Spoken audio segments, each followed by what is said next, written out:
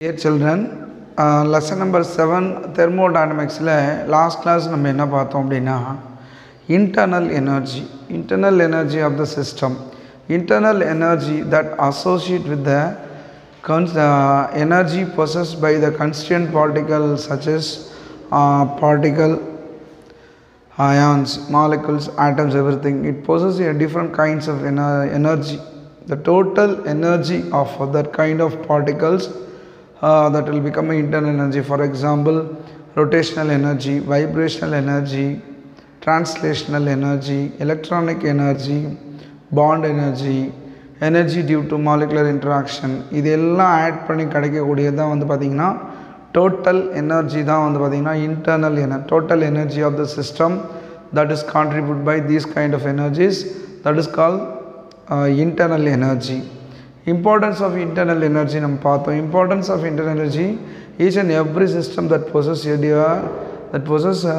different kinds of what is that energy, so that it is in different forms. அதனால என்ன பண்ண முடியும், we can differentiate the structures and then differentiate the substances due to the variation in the internal energy. Then characteristics of internal energy also we have discussed in the last class.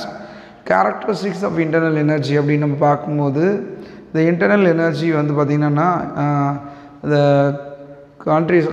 constituent ions உடைய energy வந்து concentration அதிகமாச்சு அப்படின்னா internal எனர்ஜியும் double ஆகும். சரிங்களா?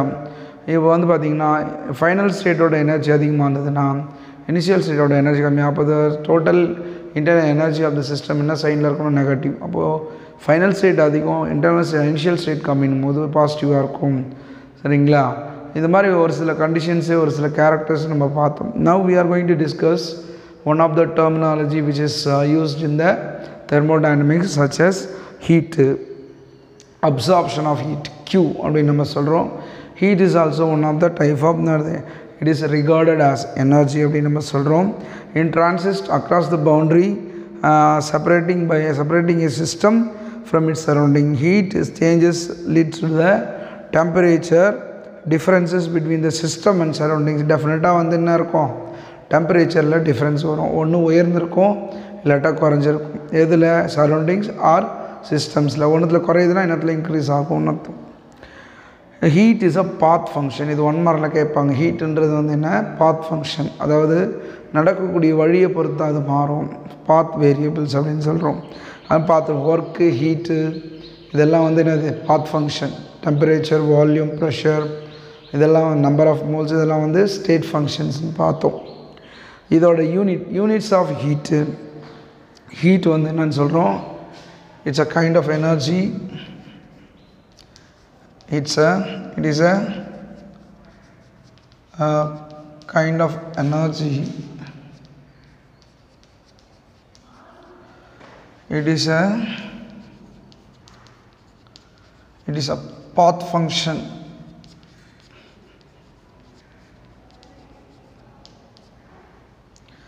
Right? இது வந்து important.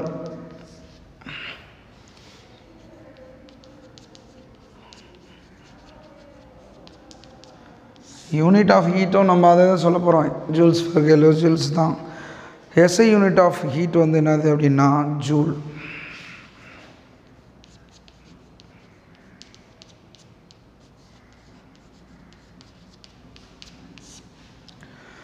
Joule அப்படின்னு நம்ம சொல்கிறோம். சரிங்களா? Heat quantity are generally measured in calories also. Heat quantity of heat quantity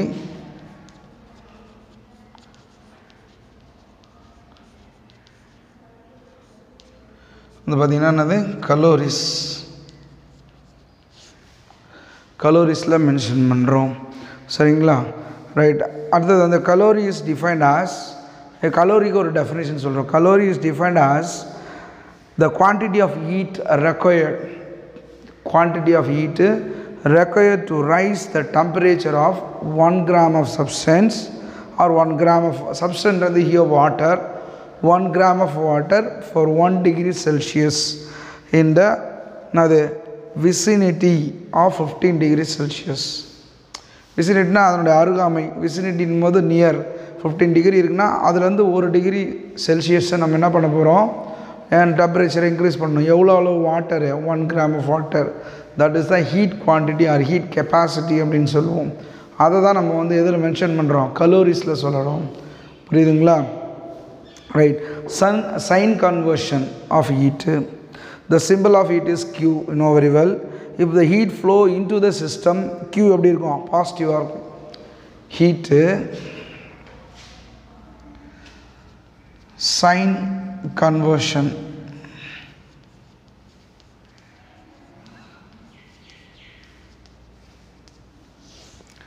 Sign conversion of heat flow into the system அப்படின்னா Q வந்து எப்படி இருக்கும், பாசிட்டிவாக இருக்கும். சரிங்களா? இதான் ஒரு சிஸ்டம்னு வச்சுக்கோங்களேன். இதில் நம்ம ஹீட்டை கொடுக்குறோம், அப்போது இது வந்து ப்ளஸ் Q. சரிங்களா? இப்போ இதே வந்து இப்படி ஒரு சிஸ்டம் இருக்குது, இதுலேருந்து வெளியே போகுது ஹீட் அப்படின்னா Q வந்து நெகட்டிவாக இருக்கும். இது வந்து எண்டோதர்மிக், இது எக்ஸோதர்மிக்னு அர்த்தம். சரிங்களா? ரைட். அப்போ என்னன்னா, இஃப் த ஒர்க் இல்லைங்களா, if the heat is supplied into the system, that is from the சரௌண்டிங்லேருந்து சிஸ்டத்துக்குள்ளே ஹீட் போச்சுன்னா அது வந்து Qவோட சைன் வந்து எப்படி இருக்கும், பாசிட்டிவாக இருக்கும். சிஸ்டத்துலேருந்து சரௌண்டிங் ஹீட் வெளியே போகுது அப்படின்னா அது வந்து Q வந்து நெகட்டிவாக இருக்கும். சரிங்களா? ஸோ அடுத்ததாக நம்ம என்ன பார்க்குறோம் அப்படின்னா ஒர்க்கு. அடுத்தது என்ன, ஒர்க்குன்றது ஸ்மால் w, வேலை. சரிங்களா? ஒர்க்குனா என்ன, for example work defined as the force multiplied by the displacement. எப்படின்னா ஒரு விசையை கொடுக்குறோம், அப்போ ஒரு பொருள் என்ன பண்ணுது, ஒரு இடத்த விட்டு இன்னொரு இடத்துக்கு டிஸ்பிளேஸ் ஆகுது. 1.2 it moves 1.2 another place by applying a force on the object, that is called work. வேலைன்றது என்ன, it's an action of force on an object. ஒரு பொருளை we are dragging a bench or pushing the door or pull the door or kicking the ball. See, these kind of actions தான் வந்து ஃபோர்ஸ்ன்னு சொல்கிறோம்.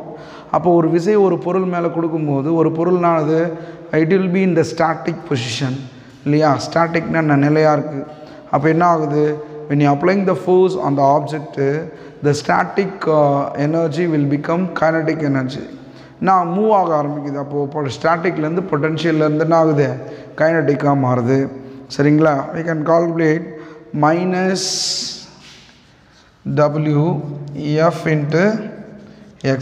Minus W work வந்து negative sign அப்படின்னா இது வந்து meaningless. அப்போ என்ன பண்ணுறோம், the negative sign is introduced to indicate the work has been done by the system. இப்போ ரெண்டு இங்கேயும் அது சிம்பிள் தான் நம்ம சொல்கிறோம், மைனஸ் W ப்ளஸ் W. சரிங்களா? இந்த மைனஸ் Wனா சிஸ்டம் வேலை செய்யுதுன்னு அர்த்தம். The work done by the system plus W அப்படின்னும் போது work done on the system. நம்ம ஒரு அமைப்பின் மீது வேலையை செஞ்சால் ஒர்க் பாசிட்டிவாக இருக்கும், அந்த அமைப்பே அது வேலையை செஞ்சிட்டா அது வந்து நெகட்டிவாக இருக்கும். சரிங்களா? இதுதான் வந்து முக்கியம். இந்த ஒர்க்குன்றது என்ன, it is also a path function. ஒர்க்கும் வந்து என்னன்னு சொல்கிறோம் நம்ம, path function. Work path function.